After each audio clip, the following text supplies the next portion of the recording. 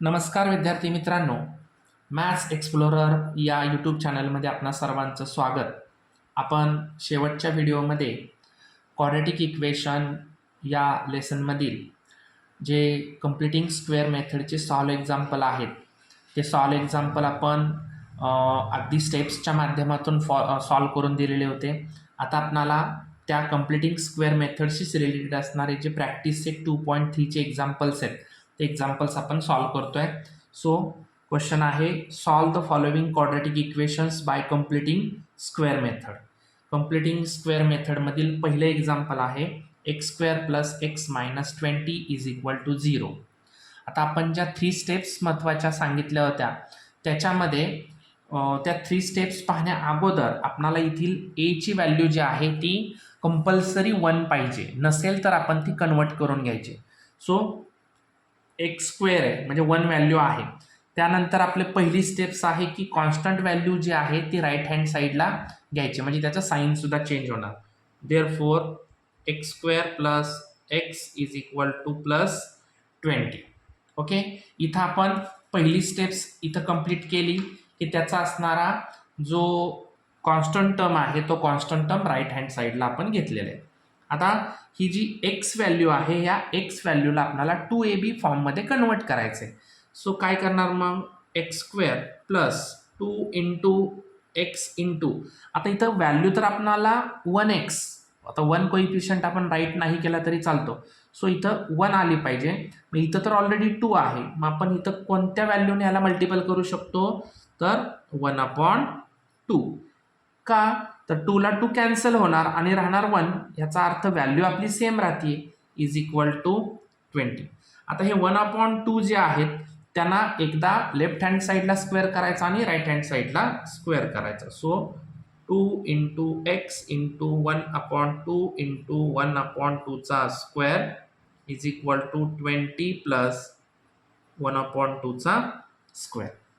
Okay, आता हे आले पूर्णपणे a square plus 2ab plus B square फॉर्ममध्ये. ठीक आहे, मग आता यांना काय करायचं, आपण कोणत्या फॉर्म्युल्यानुसार घेतलं, हे A square plus 2ab plus B square is equal to कोणाचा फॉर्म्युला आहे, तो ए प्लस बीचा स्क्वेअर, म्हणजे त्याचा एक्सपान्शन फॉर्म आहे. आता याला आपण बायनोमियल फॉर्ममध्ये घ्यायचे. बायनोमियल फॉर्म, पहिला टर्म आहे एक्स आणि बीची व्हॅल्यू आहे इथं 1/2. सो 1/2 चा स्क्वेअर इज इक्वल टू इकडची राईटची व्हॅल्यू 20 प्लस 1 चा स्क्वेअर 1, 2 चा स्क्वेअर 4. ओके, आता इथं डिनॉमिनेटर इक्वल करून घेऊ आपण. इथं 4 ने मल्टिपल करायला लागेल, इथंही 4 ने मल्टिपल करायला लागेल. सो एक्स प्लस 1/2 चा स्क्वेअर इज इक्वल टू 24 चा 80 प्लस 1 अपॉन कॉमन डिनॉमिनेटर आला 4. ठीक आहे, सो एक्स प्लस 1/2 चा square is equal to 80 plus 1, 81/4. आता काय करतो आपण, थर्ड स्टेप, इथला स्क्वेअर काढून इथलं स्क्वेअर रूट काढून घ्यायचं. So x plus 1/2 is equal to plus minus under root 81/4. आता या दोघांचंही स्क्वेअर रूट निघतंय.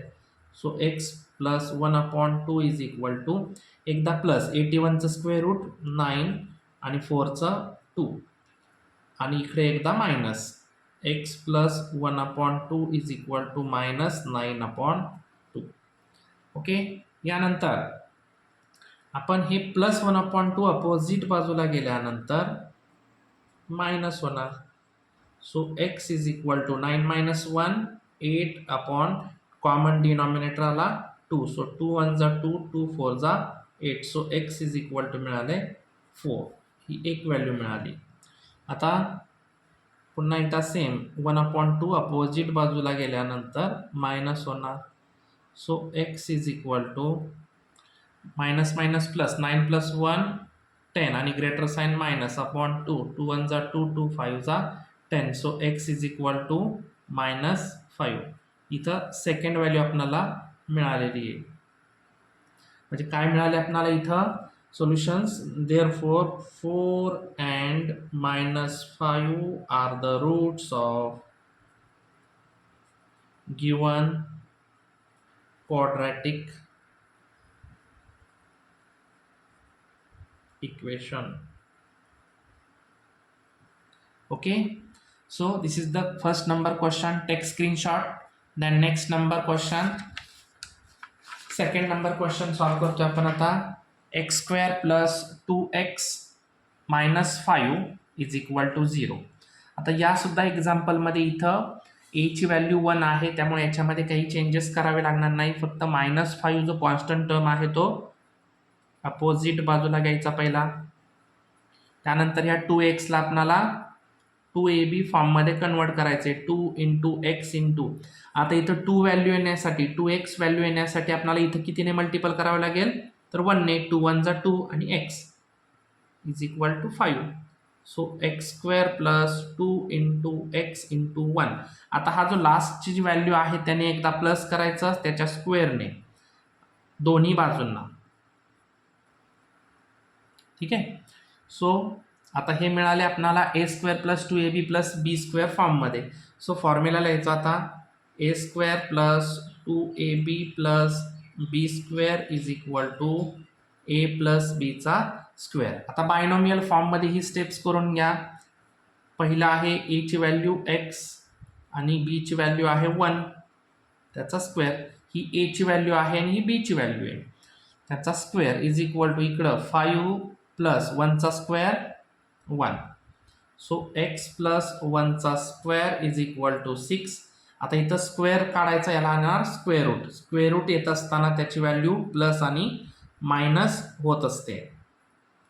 Okay, x plus 1 is equal to plus minus under root 6. So x is equal to एकदा प्लस व्हॅल्यू, हे plus 1 इकडे आल्यानंतर मायनस होणार, ही मिळाली, पहिलं सोल्युशन मिळालं.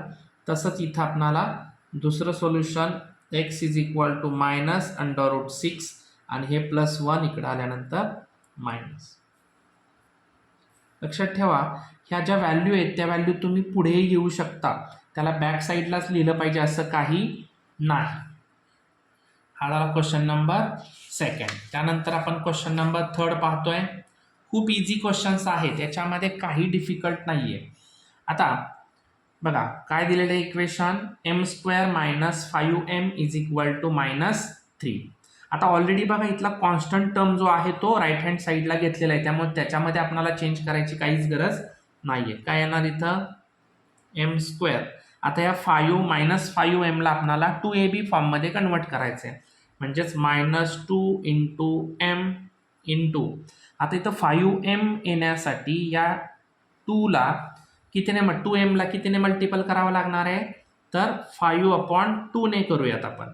बघा व्हॅल्यू सेम राहते का, 2 ला 2 कॅन्सल, राहिला 5m मायनस 5m राहतोय, म्हणजे बरोबर आहे, इज इक्वल टू -3. ओके, आता इथली जी लास्टची संख्या आहे तिने एकदा लेफ्ट साईडला स्क्वेअर करायचा, राईट साईडला स्क्वेअर करायचा. So M square -2 into M into 5/2 plus 5/2 चा square is equal to -3 plus 5/2 चा स्क्वेअर. ओके, हे झाले A square plus -2ab plus B square फॉर्ममध्ये. सो फॉर्म्युला लिहायचा A square -2ab plus B square is equal to कोणाचा आहे तो, ए minus बीचा स्क्वेअर. आता याला बायनोमियल फॉर्ममध्ये ए ची व्हॅल्यू आहे m, बी ची व्हॅल्यू आहे 5/2 चा स्क्वेअर इज इक्वल टू, आता ह्या व्हॅल्यू -3, 5 चा स्क्वेअर 25/2 चा स्क्वेअर 4. आता पहा इथं डिनॉमिनेटर आपल्याला इक्वल करून घ्यायला लागतील, म्हणजे इथं कितीने मल्टिपल करायला लागेल, 4 ने. So m minus 5/2 whole square is equal to 4 3 जा -12 प्लस 25 आणि common denominator 4. So m minus 5/2 whole square is equal to plus minus minus 25 minus 12 13.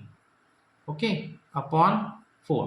आता याचा स्क्वेअर निघाला, याला येणार square root m minus 5/2 is equal to plus minus root sign इकडे येणार 13/4. आता इथं 4चं स्क्वेअर रूट निघतंय, परंतु 13चं निघत नाही, मग ते आपण व्हॅल्यू तशी स्क्वेअर रूटमध्येच ठेवायची. So m minus 5/2 is equal to एकदा प्लस प्लस √13/2 येणार. आता 4चं स्क्वेअर रूट 2 आलं आणि or m minus 5/2 is equal to minus √13/2. So m is equal to हे मायनस अपोजिट बाजूला गेल्यानंतर प्लस होणार. So m is equal to √13 plus 5 common denominator आला 2. सो हे सोल्युशन आपल्याला इथं मिळालेलं आहे.